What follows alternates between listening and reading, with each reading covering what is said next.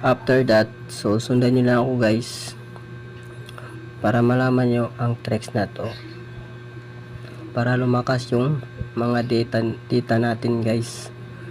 So tuturo ko lang sa inyo yung mga kaalaman ko guys, nang sa ganun ay gusto ko lang makatulong sa inyo guys sa namang problema dyan sa paglalag, sa paglalaro. So ito guys, sundan nyo itong video na to at para po sa inyo to guys. So click natin tong settings.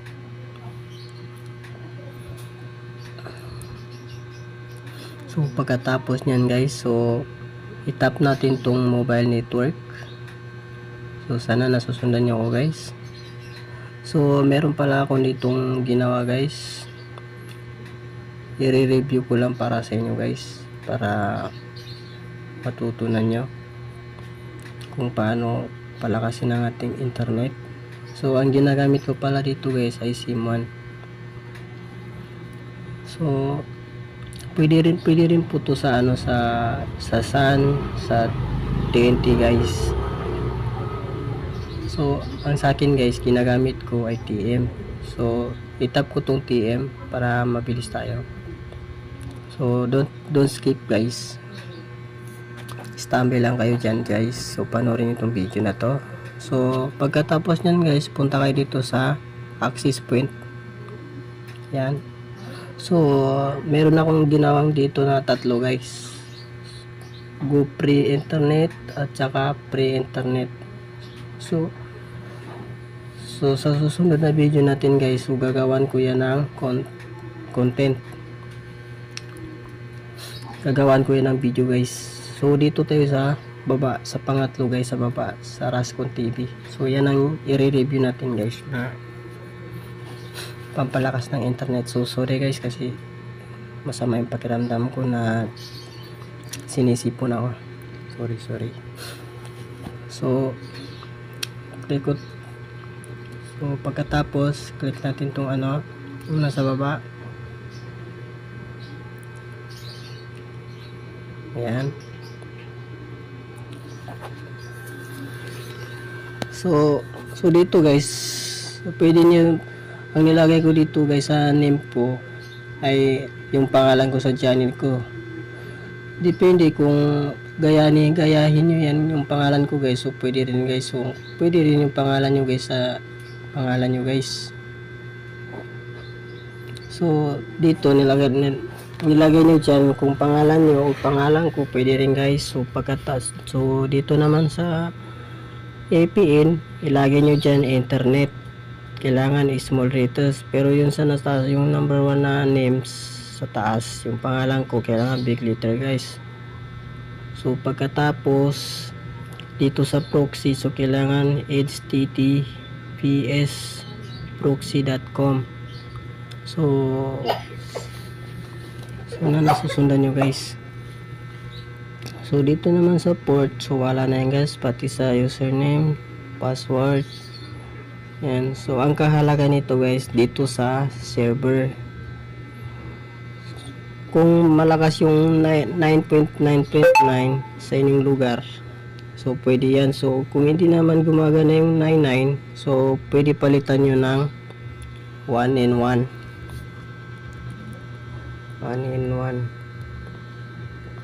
ganyan. Yan.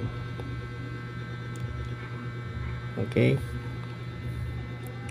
So pagkatapos sa dito naman sa MMC, wala na yan, pati sa MMS proxy wala po yan, MMS port wala rin yan. So dito sa authentication type, so kailangan naka ano yan guys, naka PARP or CHAP.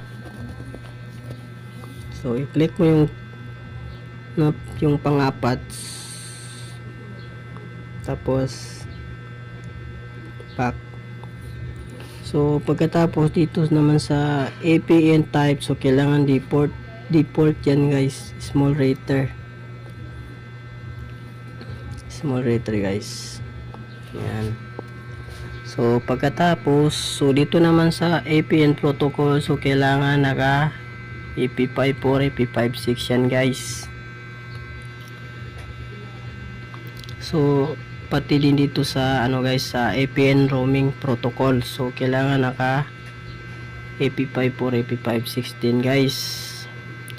So dito naman sa bearer, kung naka LT kayo guys, so maganda pindutin yung LTE. Yan. Tsaka GPRS.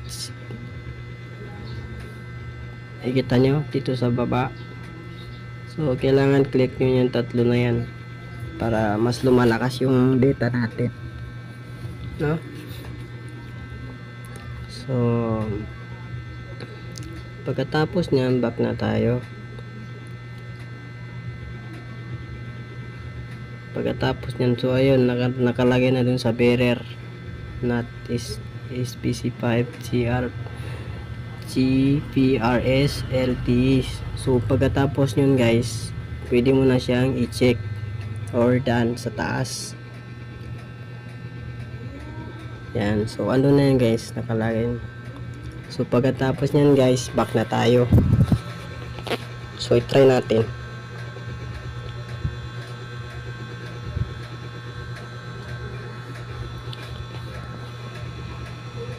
So kailangan patay muna natin yung power mode ng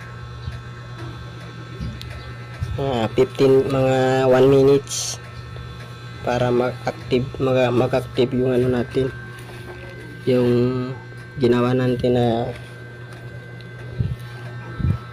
ano, tricks. So pagkatapos niyan, pwede mo na siyang i-on. Yan. So pagkatapos, punta tayo sa YouTube. Try natin sa YouTube. So yan guys, legit talaga guys. O, tingnan nyo. Yan, diba? So yan, o, diba? Legit. O.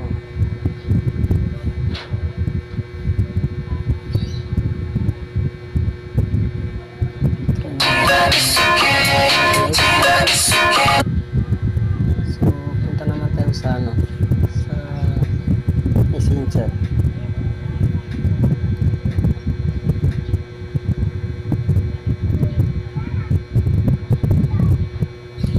O diba guys, legit.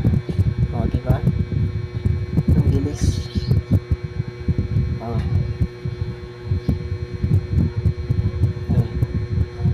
So punta naman tayo sa Facebook. Try natin.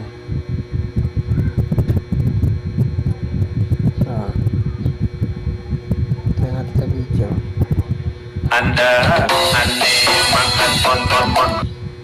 So ito pala yung Facebook ko guys. Huwag kalimutang mag-follow dito guys. 19 followers pa lang ako guys.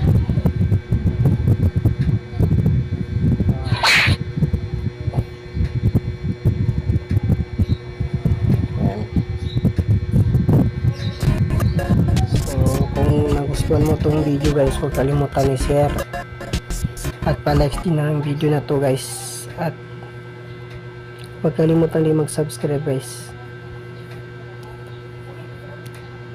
So kaya nang sabi ko guys, basta share lang itong video guys para mapanood ng iba, para makatulong din sa iba guys.